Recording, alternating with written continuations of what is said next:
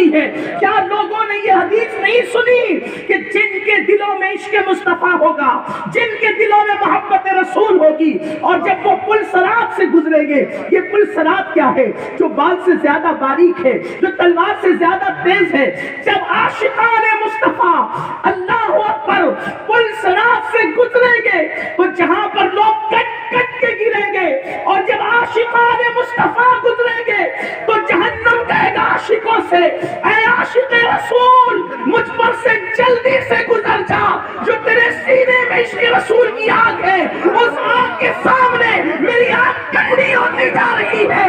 تو جو عشق مصطفیٰ کی آگ جہنم کی آگ کو ٹھنڈا کر سکتی ہے، کیا وہ عشق مصطفیٰ کی آگ دنیا کی مصیبتوں کی آگ کو ٹھنڈا نہیں کر سکتی؟ نعرہ تکبیر، نعرہ رسالت، فیضان سید شیر علی آقا۔ حضور اکرم صلی اللہ علیہ وسلم کی محبت نے عرب کے گوریا نشینوں کو کیسر و کسرا کا تاجدار بنایا۔ حضور کی محبت اور حضور کے عشق نے صحرا نشینوں کو خدا کی پہچان عطا کی۔ جو قوم نمک اور کافور میں فرق نہیں کر سکتی تھی، اس قوم کو اللہ کی معرفت کسی نے دیا ہے تو مصطفیٰ جان رحمت کی نسبت نے دیا ہے، حضور اکرم صلی اللہ علیہ وسلم کے عشق نے دیا ہے۔ اللہ اکبر! اللہ نے کیسا محبوب عطا کیا، اللہ نے کیسا نبی عطا کیا، اللہ نے کیسا رسول عطا کیا۔ قربان جائیں، حضور کے معجزے کی بات ہو رہی تھی۔ اللہ اکبر! انبیاء میں سب سے زیادہ معجزات اگر کسی کو دیے گئے ہیں تو حضرت موسیٰ علیہ السلام کو دیے گئے ہیں، اور اس کی کل تعداد 9 بتائی جاتی ہے۔ حضرت موسیٰ نے پوری زندگی کے اندر 9 معجزات دکھائے، لیکن یہ مصطفیٰ جان رحمت کی شان ہے کہ اگر وہ حلیمہ کی بکریوں کو جنگل میں لے جائے تو بکریوں کا جنگل میں لے جانا بھی معجزہ ہو جاتا ہے، اگر وہ سو جائے تو سو جانا بھی معجزہ ہو جاتا ہے، اگر وہ چلنے لگے تو چلنا بھی معجزہ ہوتا ہے۔ چلنے میں کیا معجزہ ہے؟ اگر خاک پہ قدم رکھتے ہیں تو قدم کا نشان نہیں پڑتا، اور اگر پتھر پر قدم رکھتے ہیں تو پھر نشان قدم پڑ جاتا ہے۔ پتھر بتا رہے ہیں کہ لوگ کہتے ہیں جو زیادہ سخت ہو جاتا ہے، لوگ کہتے ہیں کہ یہ پتھر ہو گیا، یہ پتھر دل ہو گیا۔ جو کسی کا خون کرے لوگ کہتے ہیں پتھر دل ہو گیا، کوئی کسی کو بھیک نہ دے تو کہتے ہیں پتھر دل ہو گیا، کوئی کسی پہ ظلم کرے تو کہتے ہیں پتھر دل ہو گیا۔ سب سے زیادہ سخت کو پتھر دل کہتے ہیں، لیکن جب پتھر نبی کے قدموں کے نیچے آتے ہیں تو وہ بھی موت سے زیادہ نرم ہو کے بتاتے ہیں سختیاں اور جگہ ہوتی ہے نبی کے لیے تو ہم بھی نام ہو جائے۔ نعرہ تکبیر، نعرہ رسالت، بلند اسلام، اور سید شیر علی آقا، فیضان سید شیر علی آقا۔ نبی کے لیے پتھر بھی موم ہو گئے، اور پھر سوچو ہر پتھر عزت والا نہیں، پتھروں کو لوگ اٹھا اٹھا کر پھینکتے ہیں، پتھروں کو لوگ اٹھا اٹھا کر پھینکتے ہیں۔ پتھر چومنا نہ ہمارا مذہب ہے، نہ پتھر چومنا ہمارا مسلک ہے۔ پتھر والوں سے تو لڑتے لڑتے 14 صدیاں بیت گئی ہے، لیکن قربان جائے ہم پتھر نہ چومتے ہیں، نہ پتھر پوجتے ہیں، نہ پتھر چومنا مسلک، نہ پتھر پوجنا مسلک، مگر قربان جائے ایک پتھر ایسا بھی ہے جو منبروں پہ رکھا جاتا ہے، جو محرابوں میں سجایا جاتا ہے، محدث بھی سر پہ رکھتا ہے، مفتی بھی سر پہ رکھتا ہے، خطیب بھی سر پہ رکھتا ہے، ادیب بھی سر پہ رکھتا ہے۔ کہا دیوانگی کیا کر رہے ہو؟ پتھر چومنا کب سے مذہب ہو گیا؟ کہا پتھر چومنا مذہب نہیں، اور پتھر ہے وہ جو پھینکے جاتے ہیں۔ جو پتھر نبی کے لیے نرم ہو کر نبی کا نقش قدم اپنے سینے میں لے لیتا ہے، پھر وہ پتھر محرابوں میں رکھا جاتا ہے، منبروں پہ رکھا جاتا ہے، سروں میں رکھا جاتا ہے۔ اگر پتھر نبی नबी के लिए नर्म हो जाए तो पत्थर को इतनी इज्जत मिलती है।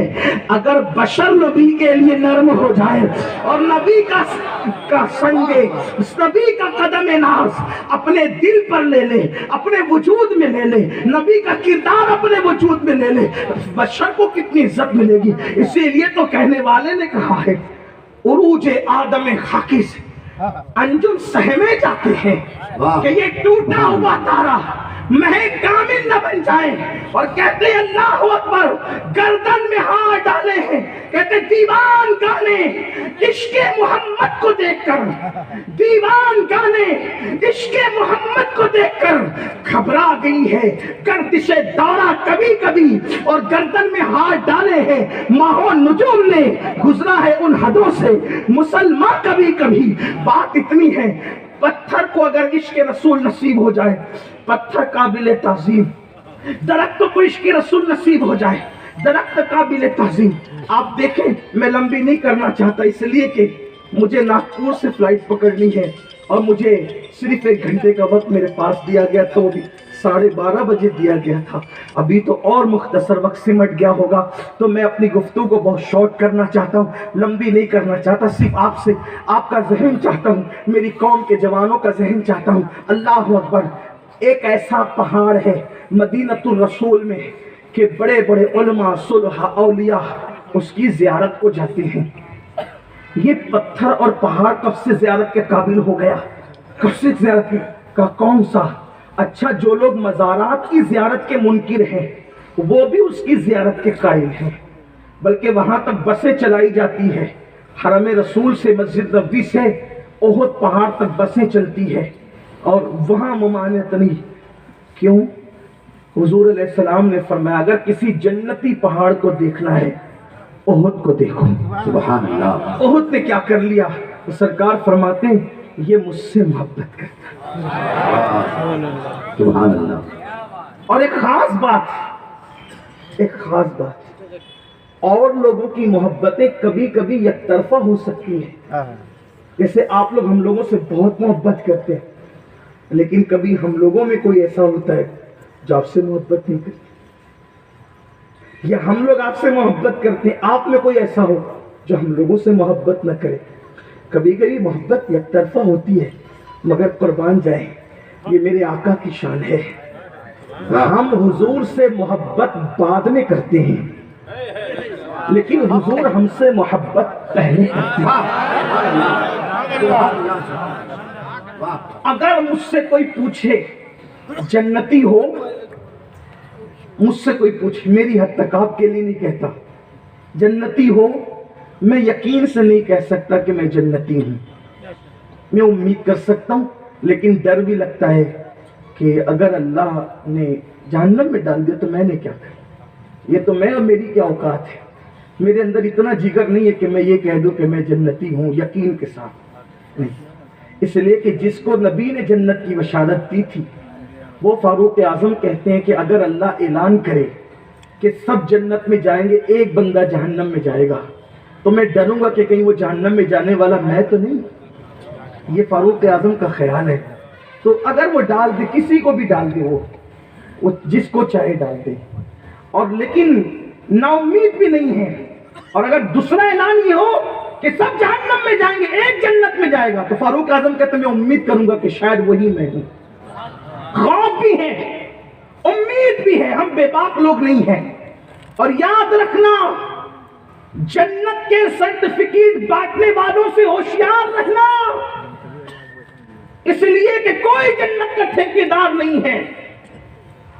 जिनको रसूलुल्लाह ने जन्नत की बशारतें दी, वो रात रात भर रोते रहे। ये अपना हमारा हाल है, लेकिन मेरा उन्वान वो नहीं है। अगर कोई मुझसे पूछे जन्नती हो, मैं कोई यकीन से नहीं कह सकता। आलिम हो, मैं कोई यकीन से नहीं कह सकता। क्यों? इसलिए कि पढ़ा लिखा होना और बात है और आलिम होना और बात है। और आलिम किसे कहते? तो कुरान कहता है इन्नमा यख्शल्लाह मिन इबादिहिल उलमा, कि अल्लाह के नजदीक तो उलमा वो हैं, इल्म वाले वो हैं जो अल्लाह से डरने वाले हैं। जो भी आप मेरी डिग्री के बारे में पूछे, मैं यकीन से नहीं कहूंगा, उम्मीद करूंगा, डरूंगा भी। लेकिन अगर आप मुझसे पूछें کہ کیا آپ محبوب مصطفیٰ ہو؟ آپ نبی کے محبوب ہو؟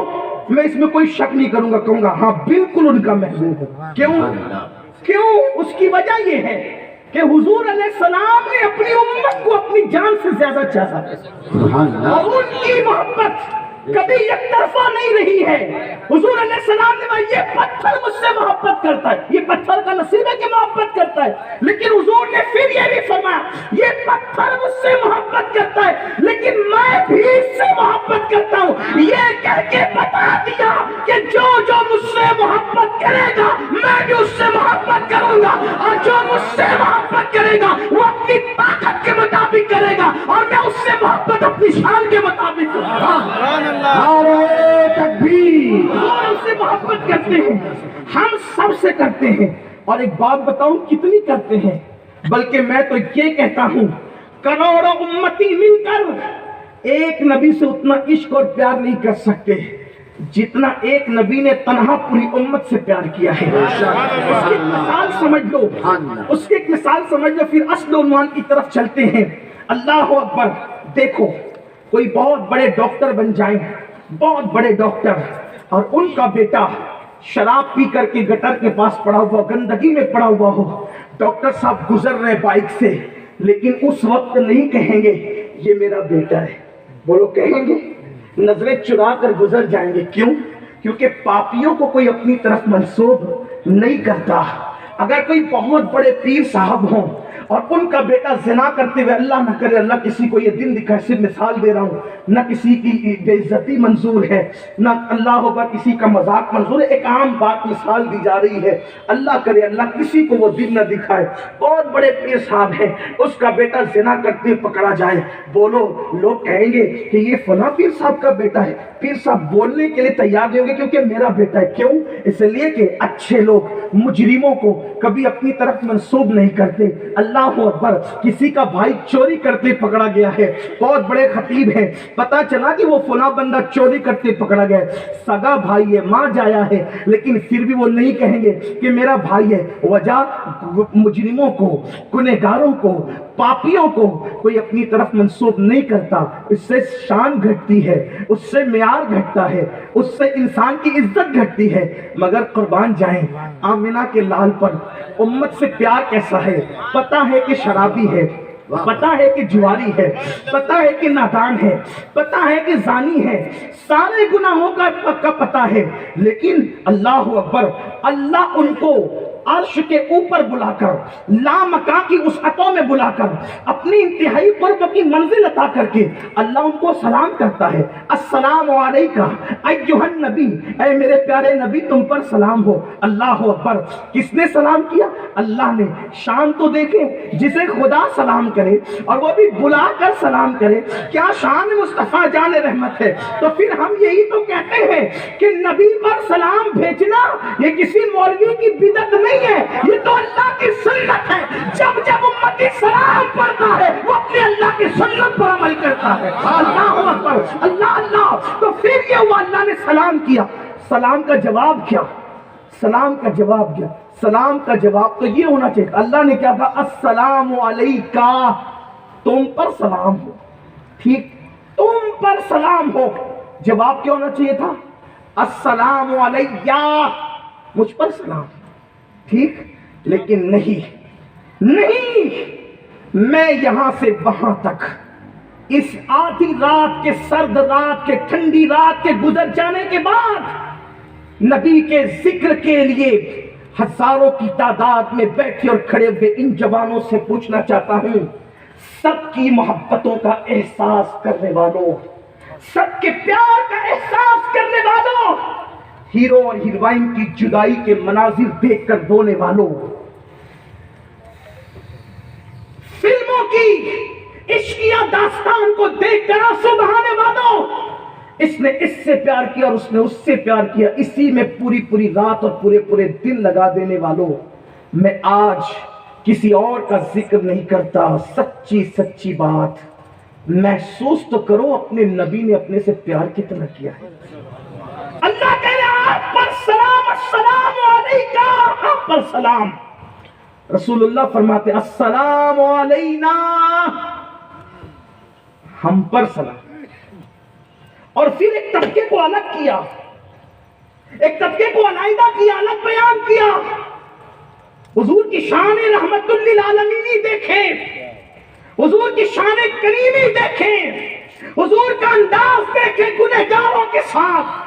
اللہ اکبر, السلام علینا, ہم سب پر سلام ہو, وعلی عباد اللہ الصالحین, اور تیرے نیک بندوں پر بھی سلام ہو.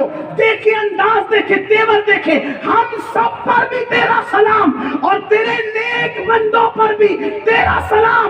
یہ نہیں کہ میرے نیک امتیوں پہ تیرا سلام, بلکہ کیا تیرے نیک بندوں پہ تیرا سلام اور ہم سب پر بھی تیرا سلام. یا رسول اللہ, یہ نیک بندوں پہ سلام سمجھ میں آ گیا. جن کی راتیں تہجد میں گزرتی ہے ان پر اللہ کا سلام, جو تلاوت قرآن کرتے ہیں ان پر اللہ کا سلام, جو پوری پوری رات عبادت کرتے ہیں ان پر اللہ کا سلام, جن کی نگاہیں آوارہ نہیں ہوتی ان پہ اللہ کا سلام. یا السلام علینا, ہم سب میں کون کون ہے؟ تو بتایا چونکہ تم گنہگار تھے, وہ جو نیک تھے ان کی نیکی کی وجہ سے ان پر الگ سے سلام نازل ہوا اور تمہیں اپنے ساتھ ملا لیا تاکہ تمہارے گناہ نہ دیکھے جائے, میرا چہرہ دیکھ کر تم پر بھی کرم کی نظر. سبحان اللہ, سبحان اللہ, سبحان اللہ.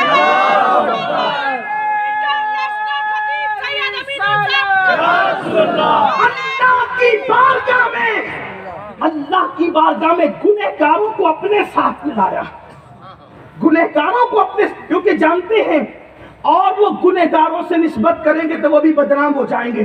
اس لیے کہ گلاس بھر پانی میں پیشاب کا قطرہ چلا جائے تو وہ پانی ناپاک ہو جاتا ہے, لیکن سمندروں میں 50 لوگ مل کے بھی پیشاب کریں, سمندر کا بگڑنا کیا ہے؟